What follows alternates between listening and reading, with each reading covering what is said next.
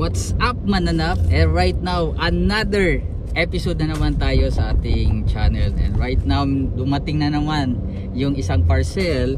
Actually, nakalimot ko kung unsa ang pangalan ani, but definitely ang brand ani is Latafa, no? So, napalit na ako ni. Just in case guys, mangutana mo kung asa na ko ni napalit. Pwede mo mag-comment sa comment section kay ihatag na ko sa inyo kung asa ang source sa ako ang mga perfume, no? So this is the Latafa, pero nakalimot ko sa pangalan, no? So taptang daga unboxing ta guys, tagaan ko lang mo brief details regarding aning perfume, no? So bali isa ni sa brand or perfume sa Latafa na naggamit sila of natural scent or natural oil, no? Kay namagoy mga reklamo ang uban na ang ubang perfume synthetic na jud kaayo, amoy very dili na siya natural ba, pero ani daw na Latafa is mga natural oil ang ilang gigamit. So na curious ko, maunang gikuha jud nako, no? Kay i-check na to kung tinuod ba ang ilang ginasulti. Uy, to be fair, ang ilang sa karon dili palisuray. Okay, so right now guys, actually happy kaayo to ako ang misis na nagpalit ko ani, kay gusto jud niya na mag-collect jud ko perfume perminti daw. Kung pwede daw mga so 1 week ikatulo ko magpalit, pero ingon ako dili lang, dapat naapod tay mga laing mga bagay na ato ang buhaton, no? Dili man lang perfume atong sa, pero gusto daw niya thrice a week daw dapat na ay mo ano, ingon ako dili na pwede.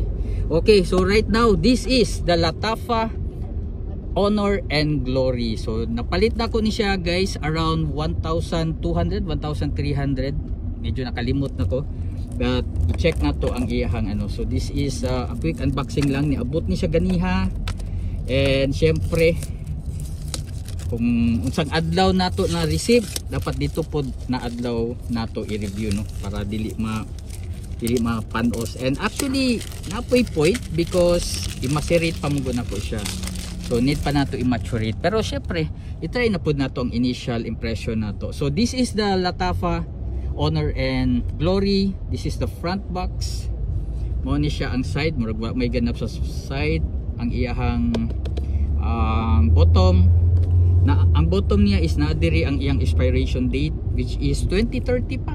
So this is a new batch of Latafa Honor and Glory, kay 2030 pa siya ma-expire. So nabuhat siya 2025. Oh, so to ako ang source guys sa perfume, mga bag-o jud to siya ng mga perfume, and legit kayo, authentic kayo. Well, dili mo magduha-duha kaysa magpalit mo peke. Okay, so naa pa sila hologram dire. And this is the front. Tanawar ninyo, medyo daga saan daga bounce ang light sa iyan. Ayun. Ayun, tanawa. Okay. Ang pangutanang magod is tinuod ba na natural, no? And what are the ingredients na gibutang there is sa Latafa Honor and Glory? Check na to. Dehan lang na to guys. Murag kurok-kurok ang sasakyan karon. Okay.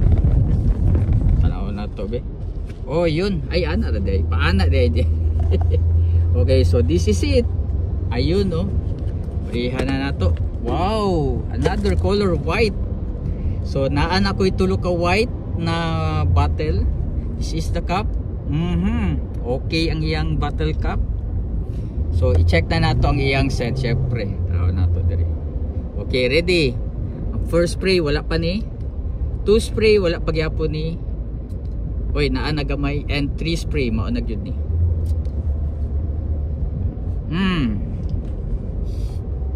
Ay grabe.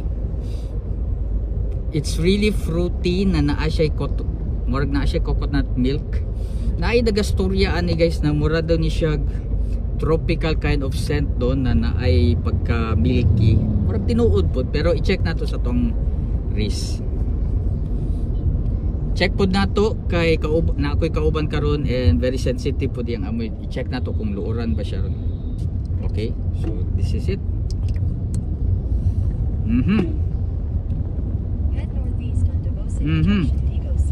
Medyo alcoholic pa gamay. So iunsa sa natog mga 1 minute. Okay, so after 2 minutes guys, my initial perception regarding Latafa Al Oud Honor and Glory, okay naman siya, no? But usually man good, ang ako ang ganahan is na sa leathery side, but this one is heading to feminine side. So murag dili pa ko kaakma as of now ha, because again wala pa nako siya gi-maturate, but we don't know. After 30 days siguro i-check nato balik ni siya kung naganahan ako, no, sa iyahang humot. But again guys, dili naman siya tantong na baho or something na dili mo ganahan, but naamang good siya, padulong magud siya sa feminine side, which is murag dili kayo ko akma ana na klase na scent, no. But definitely this is best, this is a unisex and okay na pud siya. But personal preference, dili siya pabor sa kuha, no. So again guys, after 30 days is i-check na pud nato balik ang iyang perfume after ng maturation. So thank you guys sa pagtan-aw. This is Kokoy, your Bisaya Pa Puma. Daghang salamat.